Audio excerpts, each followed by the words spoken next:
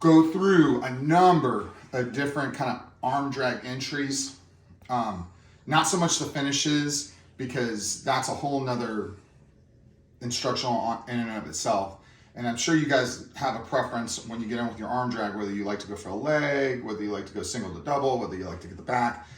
This is just to kind of help to put in your mind all the different types of kind of arm drag entries, because there's a number of them. And I feel like everybody thinks that they get confused when they see one type of arm drag entry, then they go off on another one, and they're like, well, what's the right way to do it? Well, there's plenty of right ways. It's just the right way for you. And so if we can kind of go over a few different types of arm drags, maybe it'll help out in your mind how to organize it and figure out for yourself which one really resonates with you. Now, most of the time, the easiest way to teach an arm drag is with a direct approach, a direct grip, okay? So just take a kids class, for instance. For kids, for even in wrestling, we just have them grab the wrist, a direct grip. We have them pull it, and we have them drag it. And that is the absolute easiest way to start with. And that might be the way you learned arm drag in the very beginning. And so that's what we talk about is a direct grip, okay? So I'm directly grabbing my partner as we're wrestling here. I'm getting the arm past my midline. That's hard to facilitate on its own. I normally have to move him a little bit and then move my body. Notice he's past my midline. It's pretty tough to take somebody's arm and pass it by your midline. Nobody's just gonna let you do that. So from here, I get my direct grip, I go past the midline, I step to the outside, I shoot my arm in, and notice when I do this, as I come here with this direct grip, I'm not grabbing here towards the elbow. I know people do that, and I'm not gonna say it's wrong, but what I think it's not quite as efficient is when I come up and I drag underneath the armpit. And man, maybe we can find the video. I remember somebody arm dragged you one time down here, and you just re-dragged them. Mm-hmm. So that's the drawback to me grabbing here at the armpit, is that I can get re-dragged through that. But when I come here and I shoot to that armpit instead of the elbow, it gives me a little bit more oomph and less likelihood that he's gonna re-drag me. And so that's your basic direct. I grab, I go, I get the arm drag. So what's the problem with this? The problem is most of the time, they're gonna do some type of negative grip break from here the moment you start to tug on this. Yeah, it's gonna be hard to keep their hand. And somebody who's a really good wrestler, they have their arms in, you're almost exposing yourself sometimes when you're grabbing for the wrist too much. So that brings us into our second subset of arm drags, and that would be the indirect grip. So I have a direct grip, but I also have indirect grips. So this is where my partner grabs me. Now don't be fooled. Just because he grabs me does not determine that he is in control of the situation. It's all about what he does with this or what I do with this.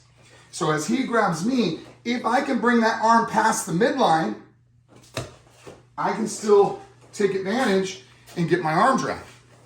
It's the same motion. There's really nothing different about it than when I grab him, okay? He has me, same idea, and I come in for my arm drag.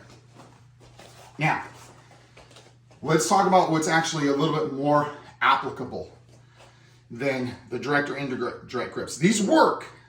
They're really tough to come right off at the beginning of the match because most people are ready. And they're usually going to be chained up to something else, okay? You're not just going to come up and grab him or him grab you and be successful at arm drag unless you're already that much better than the person that you're competing against.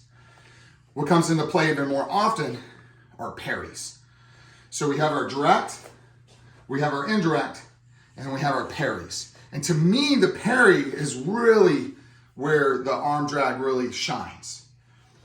The first parry that I like to show is your basic kind of wax on, wax off parry. So that's when my partner tries to post on my shoulder. And the timing has to be there, okay? So as he reaches out for that post, so bring it back in. As he reaches out, that's when I hit that arm drag. It's not necessarily when he has contact with me. It can be. But what I really like to hit it is when, we're here, we're posting, we're coming here, we're pawing around, And then I come in here for my arm drag as he comes out to post. And again, that's a pretty simple kind of just my palm is facing to me and I'm wrapping it past the midline and I come into the elbow, okay? So the next parry is probably the most widely used parry without people realizing it. And this is like a snap down parry. So this is really after he's established this post on me. And this is real simple. All I'm gonna do is pop it down, okay? So he's here, I'm popping the arm down, okay? When I pop that arm down, I hit my drag. Now, why is this so popular? Why does it happen more often than you probably even see that it does? Because as I come in for a failed shot, and he posts on me, and I come in, boom, I come in for a failed shot, as I come up, that's where it gets hit a lot. So, you guys are ever watching college wrestling, watch for that. That's where you see a lot of arm drags. Now, the final parry that I like to show is a pretty slick one. Works well when you practice it a lot. If it resonates with you, practice it. So it's actually from double inside ties. So I have both my inside ties here. And what's my partner gonna do anytime I have inside ties? They're gonna pummel their arm to the inside. So now I have the outside tie and he has the inside tie. He knows this is a bad situation. I've got good control of him from this situation here when I have two inside ties. He's gonna go ahead and pummel his arm in to, make it more of a 50-50 situation. Once I feel it the first time, I go, okay, I gotta get his timing down. So I'm gonna come back in, he's gonna come back in. I'm gonna come back in, he's going to get arm dragged. You're skilled if you can do it off the first. Like if you lock up and you can come, you can do it now, that's you got some skills. I have to, he's got it, okay, good, and try to come in. I've got to get it a couple of times to get his timing down, and it may not even be something I do at that moment in the match. It might be something I do later on. Oh, I know that if I can get to this position, that's the side he likes to go to, good job, because that's the side I like to arm drag to. So I'm gonna come in here, we might separate out, things are going, we're playing, we tie back up, right there, and then I come in. So just as a review, we have our direct, we have our indirect, then we have our parries. Basic, wax on, wax off, slap down, and we have our pummel off of that. So I hope that helps clarify kind of the arm drag itself. And there's more, there's a lot more. There's arm drags that we can do from close distance. Not gonna get onto all those, but just breaking it down to direct, indirect, and parries.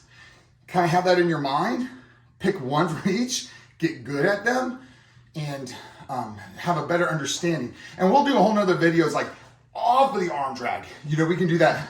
Marcelo Garcia, Andrew Wiltsey, drop on our hip all the way down. You're pretty good at that. You want to show that real quick? So drop on the hip right here. So that's one way that we can work off the arm drag. You can do the Joe Spinell Lazy Man, which is just right here. Then I come right into the leg, and I'm not going to do anything super fancy about it. Other people will come here and come all the way to the back, trap an arm, and take down to that side. There are a lot of ways to finish it that we'll go over a whole other time. But first, we really have to know what we're doing as far as what type of arm drag we like to use as an intro. Okay, thanks for watching.